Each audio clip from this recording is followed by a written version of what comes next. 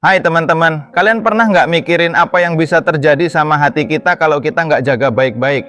Ya, hati itu penting banget, tapi ada kondisi serius yang bisa bikin hati rusak dalam jangka panjang.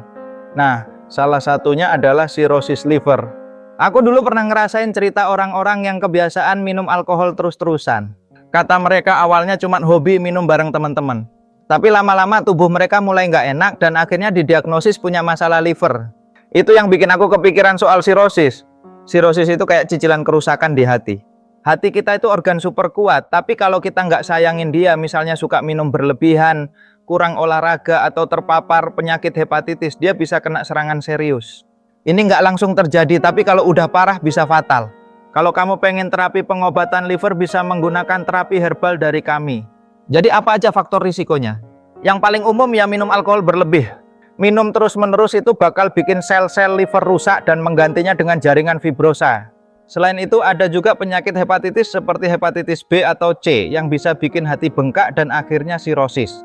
Lainnya ada juga faktor genetik. Misalnya kalau keluarga kamu ada yang pernah punya masalah liver, kamu harus lebih waspada. Nggak cuman itu, obesitas juga bisa jadi pemicu. Jadi hidup sehat itu penting banget. Kalau sudah sampai sirosis, hati kita nggak bisa dipulihkan total. Fungsinya bakal menurun terus dan bisa jadi lebih serius lagi.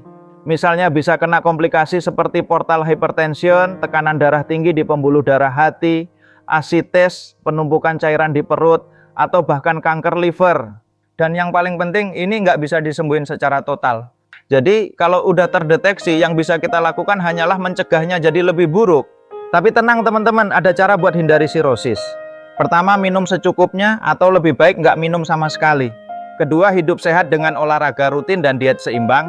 Ketiga, jangan lupa vaksinasi hepatitis kalau belum punya imunitas.